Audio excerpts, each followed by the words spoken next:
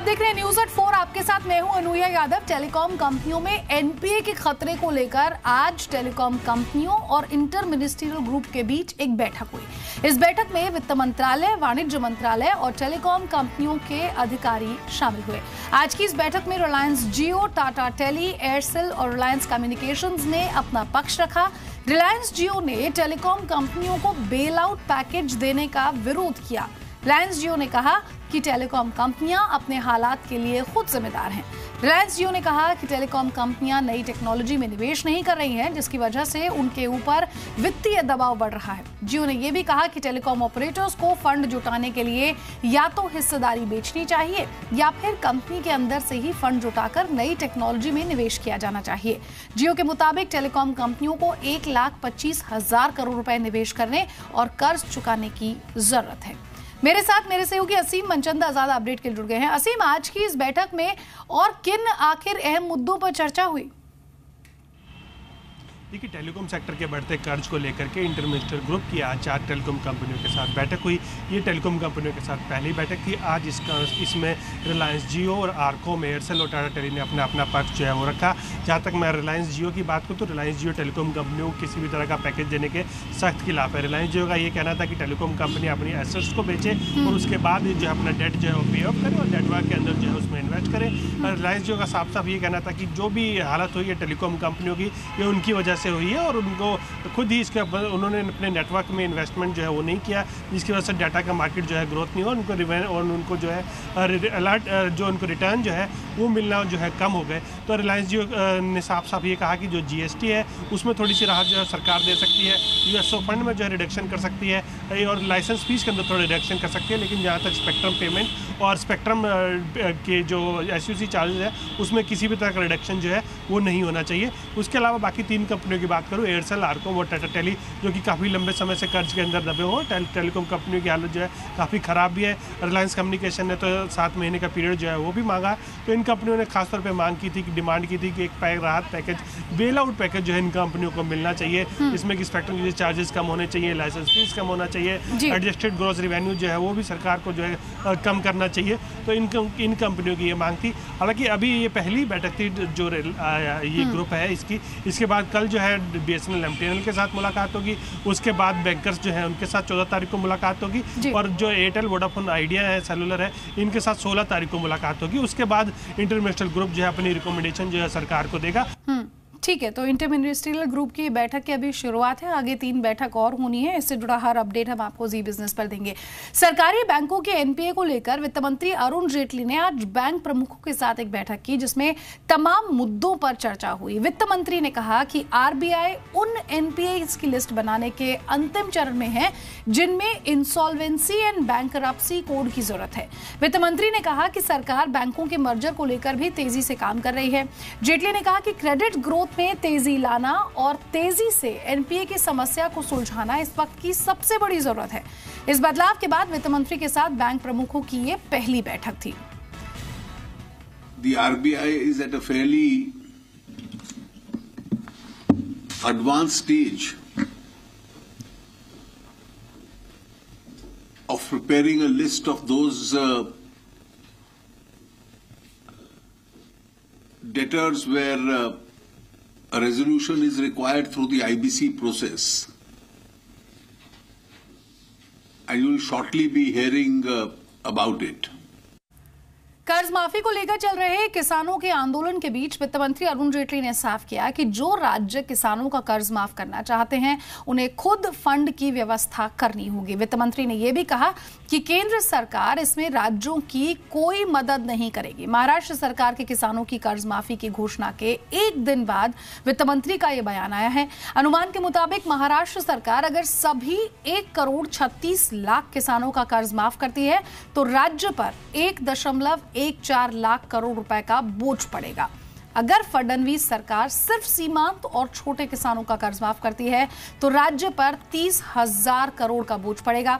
इससे पहले यूपी की बीजेपी सरकार भी कर्ज माफी का ऐलान कर चुकी है। इससे यूपी सरकार पर 36,000 करोड़ का बोझ पड़ेगा। अब मध्य प्रदेश और पंजाब से भी किसानों के कर्ज माफी की मांग उठने लगी है। ऐसे समय में वित्त मंत्री के बयान से साफ है कि कर्ज माफी के लिए फंड राज्यों को खुद जुटाना होगा। I've already made the position concerned that states which want to go in for these kind of schemes will have to generate them from their own resources. Beyond that, as the central government, I have nothing more to say.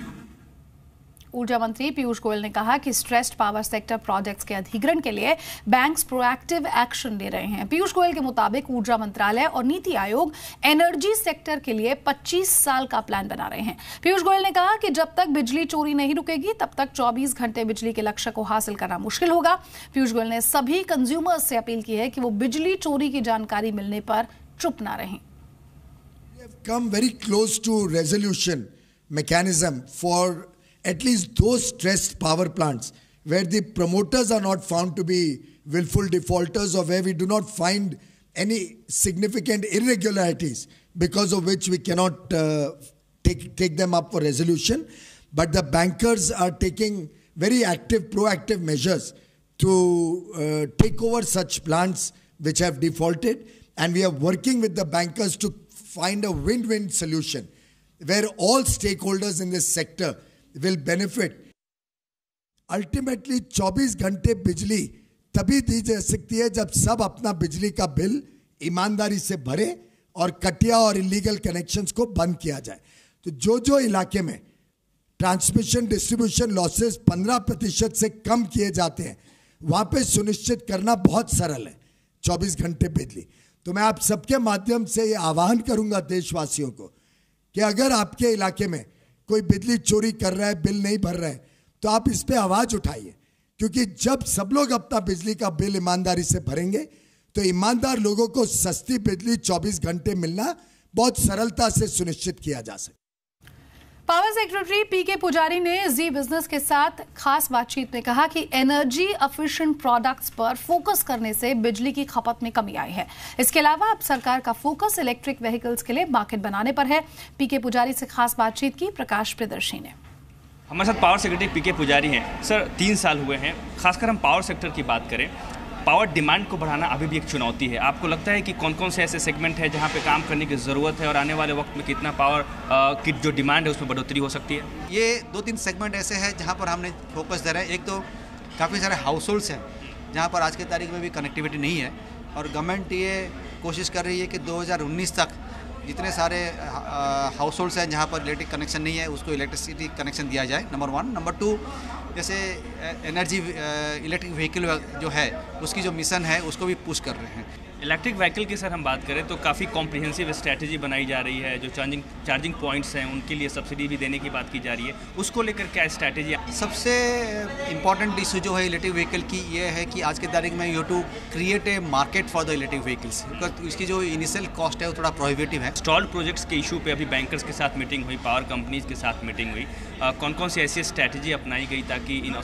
Stall projects को bankers take over करें? अगर कोई asset bank ने take over किया उसको अगर चलाने में उनके पास एक्सपर्टाइज नहीं है और they looking for somebody to run those assets during the period जिसके दरमियान उनको नया डेवलपर ढूंढना होता है, तो they can either appoint a operator on their own, और if they request the central public sector undertaking to run those assets and maintain those assets, जहाँ तक उनको जब तक नया डेवलपर ना मिले तब तक, तो उसमें हमने उनको हेल्प करने के लिए, असिस्ट करने के लिए हम तैयार हैं।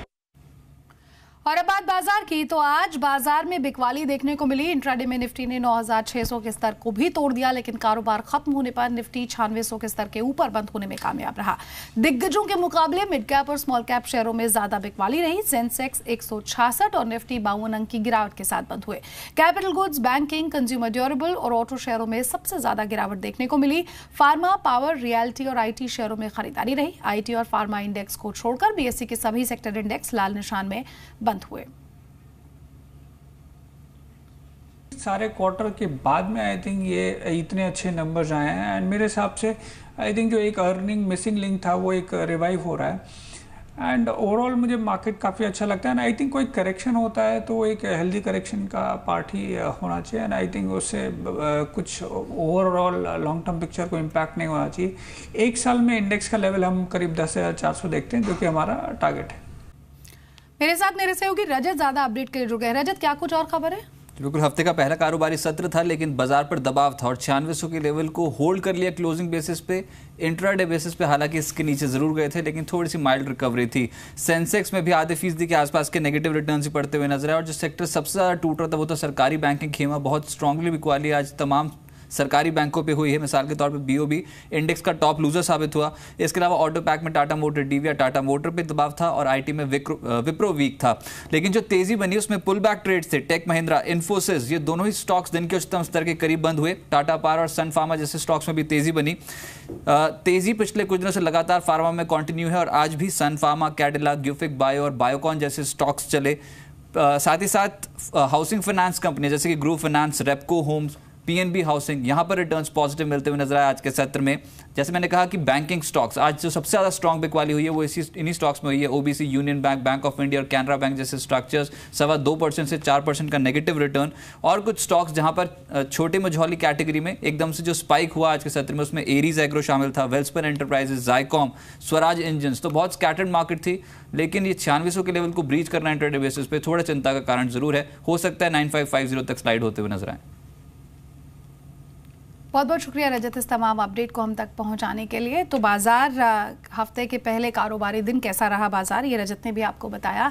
देखिए, रिलायंस जनरल इंश्योरेंस आईपीओ का रास्ता साफ हो गया है। कंपनी के बोर्ड ने आईपीओ के लिए मंजूरी दे दी है। रिलायंस कैपिटल की 100% सब्सिडरी कंपनी है रिलायंस जनरल इंश्योरेंस और कंपनी ने हिस्सा बेचने के लिए कई ग्लोबल पार्टनर्स से भी बातचीत की थी। हाल ही कंपनी के बोर्ड ने अलग से हेल्थ इंश्योरेंस कंपनी बनाने की मंजूरी दी थी। इससे पहले आईसीआईसीआई लॉम्बार्ड ने भी आईपीओ लाने का ऐलान किया था। सरकारी बीमा कंपनी न्यू इंडिया एश्योरेंस ने भी लिस्टिंग की प्रक्रिया शुरू कर दी है। पिछले साल आईसीआईसीआई प्रूडेंशियल लाइफ पहली बीमा कंपनी थी जो आईपीओ लेकर आई थी।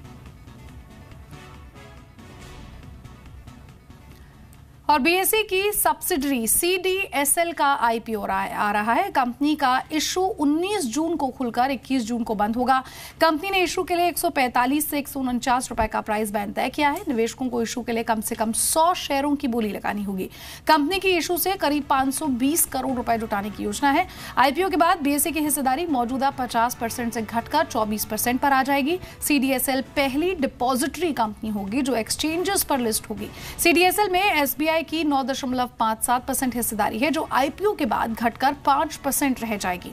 इशू में 7 लाख शेयर कर्मचारियों के लिए रिजर्व रखे गए हैं। Because we are going ahead with IPO, other selling shareholders also are divesting part of their holding. Like for example, Bank of Baroda is divesting about 2%, SBI about 5%. SBI owns 10%, 5% they are divesting, and Calcutta Stock Exchange is divesting the entire stock, which is about 1% approximately. So this is what it is, and the entire this is a pure offer for sale, and all the money is taken away by the selling shareholders. और आज अप्रैल IIP और मई के retail महंगाई दर के आंकड़े आएंगे। जी business के अनुमान के मुताबिक अप्रैल आईआईपी ग्रोथ 2.8% रह सकता है। मार्च में आईआईपी ग्रोथ 2.7% रही थी। अप्रैल में कोर सेक्टर ग्रोथ 3 महीने के निचले स्तर पर रही। मंथली आधार पर कोर सेक्टर ग्रोथ 5.3% से घटकर 2.5% रही थी। कोर सेक्टर का आईआईपी में योगदान 37.9% से बढ़कर 40.27% हुआ। आईआईपी और सीपीआई के आंकड़े आज शाम 5:30 बजे आने की संभावना है।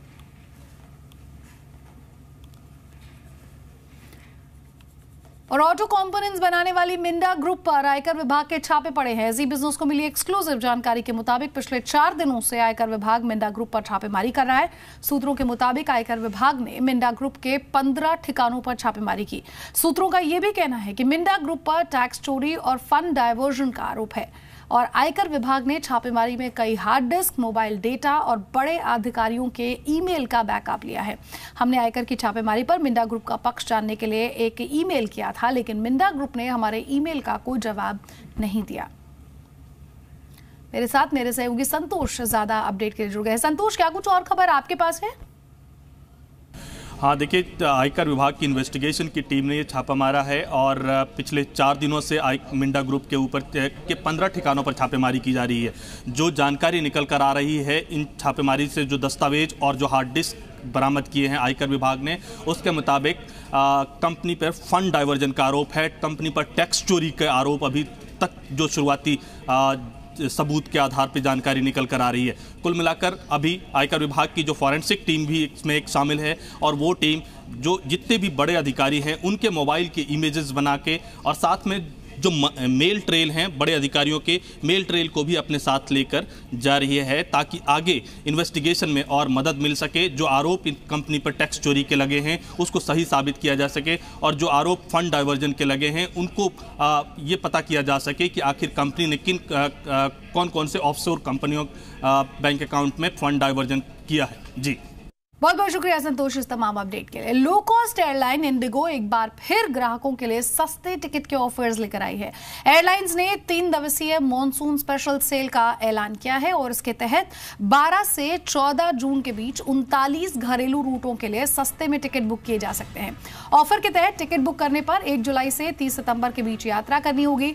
इंडिगो कुछ रूट्स पर महज 899 रुपए की टिकट ऑफर कर रहा है। कंपनी की ओर से जारी प्रेस रिलीज में कहा गया है कि सेल के तहत सस्ते टिकट पहले आओ पहले पाओ की नीति के तहत दिए जाएंगे। वहीं टिकट बुक किए जाने के बाद किराया वापस नहीं होगा। ऑफर के तहत केवल बागडोगरा गुवाहाटी का टिकट 899 रुपए का है। वहीं मुंबई चेन्नई के लिए आपको 1999 रुपए खर्चने होंगे। दिल्ली चेन्नई के लिए 3399 रुपए, दिल्ली गोवा अगर सफर करना चाहते हैं तो 3399 रुपए और मुंबई अहमदाबाद का टिकट 1299 रुपए में दिया जा रहा है। और कभी अपनी शान और शौकत के लिए मशहूर विजय माल्या आज सरेआम चोर चोर कहकर बुलाए जा रहे हैं। ओवल में लोगों ने माल्या को सड़क पर ही चोर चोर कहकर पुकारा। नजारा कुछ ऐसा था कि पीछे से चोर चोर की आवाजें आ रही थी और आगे आगे माल्या चल रहे थे और इतनी भी हिम्मत नहीं बची थी कि पीछे मुड़कर आवाजों को खामोश रहने के लिए कह सके।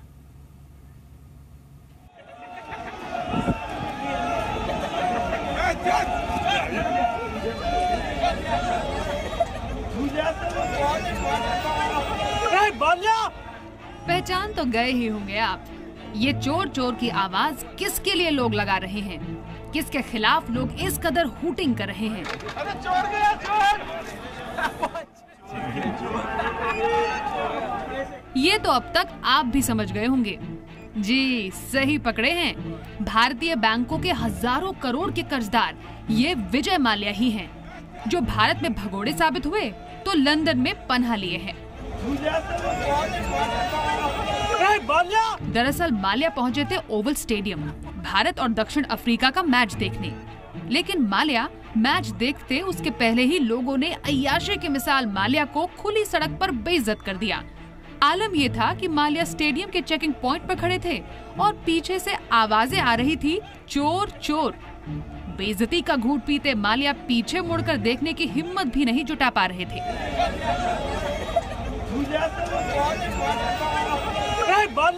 माल्या को चोर कहे जाने का वीडियो सोशल मीडिया पर शेयर किया जा रहा है।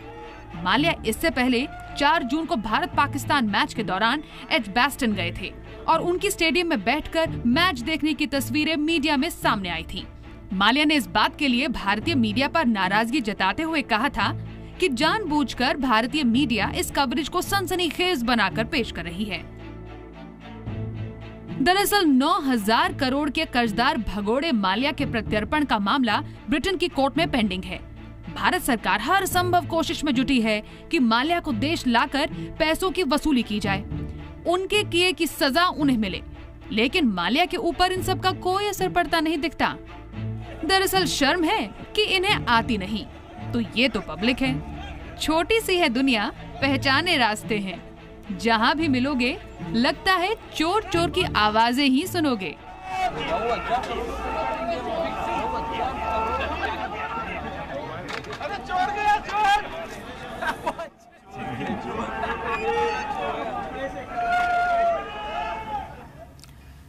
और रियल एस्टेट रेगुलेटर आने के बावजूद बिल्डर्स और अथॉरिटी की धांधली खत्म होने का नाम नहीं ले रही है। अब लोगों ने नोएडा में लॉजिक्स इंफ्रा और अथॉरिटी पर मिलीभगत कर गड़बड़ी करने का आरोप लगाया है।